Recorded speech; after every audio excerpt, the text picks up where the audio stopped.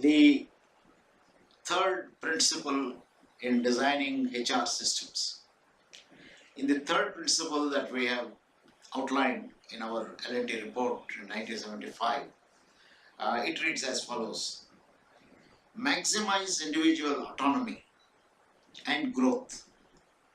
Maximize individual autonomy and growth through increased responsibility, which means that if individuals have to grow, they should have autonomy and responsibility. You give them autonomy and give them responsibility, it helps them to maximize their growth. Now that is the principle.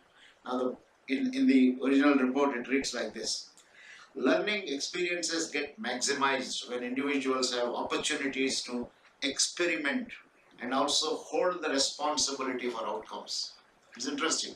You should have an opportunity to experiment, and at the same time you should be made accountable for the outcomes. So experimentation doesn't take place in vacuum.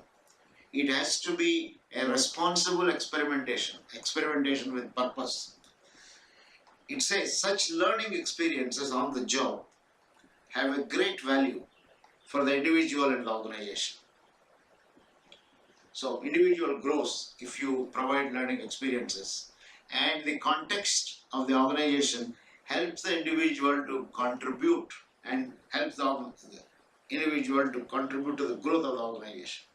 Employees start enjoying their jobs more and develop themselves better if their jobs offer them some flexibility and autonomy to innovate. Otherwise, life is not a fun. If you can't at the end of the day say that I am responsible for it. Now, I found this atmosphere existing phenomenally in institutions like IIM Ahmedabad. People like Dr. Vikram Sarabhai or Ravi Mathai, wherever they work, they recognize the importance of individual talent. Now, if you look at all the institutions which were started by Dr. Sarabhai, you would find that there is a good degree of autonomy that is provided for individuals. Even in an organization like ISRO, which is largely government-oriented kind of an organization, you will find the scientists enjoying certain amount of freedom and responsibility.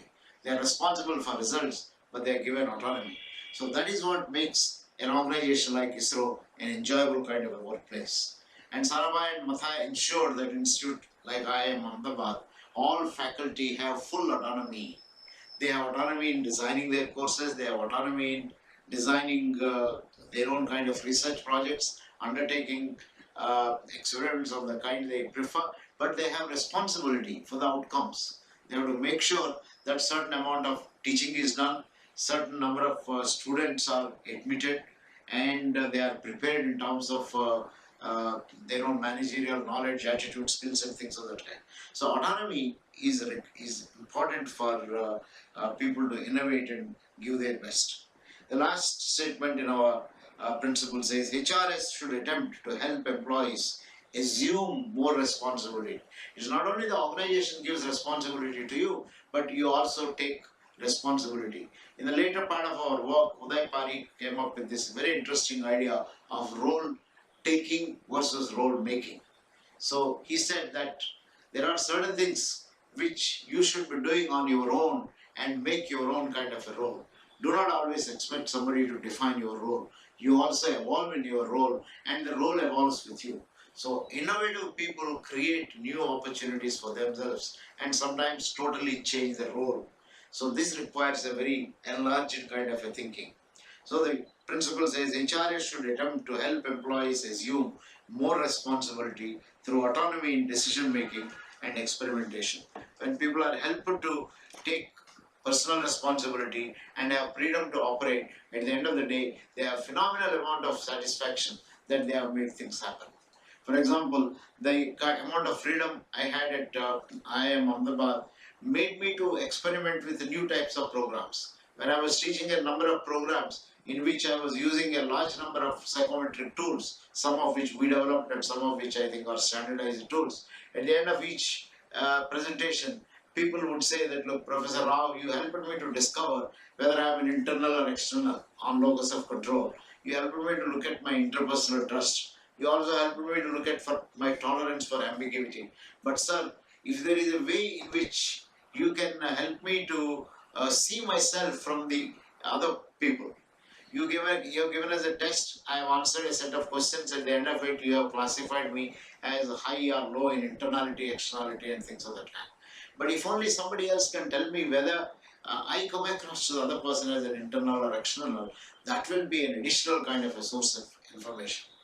Now, this thought gave rise to my conceptualizing a program in which I asked people to register for the programs 3 months in advance and sent a set of tools for to be assessed anonymously by people whom they have nominated.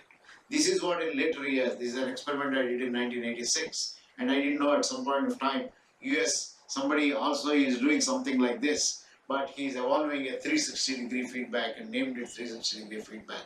So this autonomy that was available got us to innovate what in later US people called as 360-degree feedback. Like that, there are many innovations we carried out.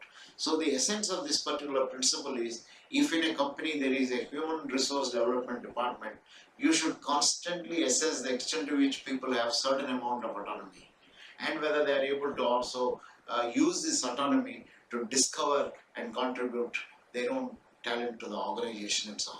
So autonomy combined with responsibility helps people to grow, and this growth contributes to the organizational growth and so on. So this is the third principle of HR. So HR departments have a phenomenal role to play and have a long way to go in terms of doing a number of things to help people to discover their inner talent and apply for organizations.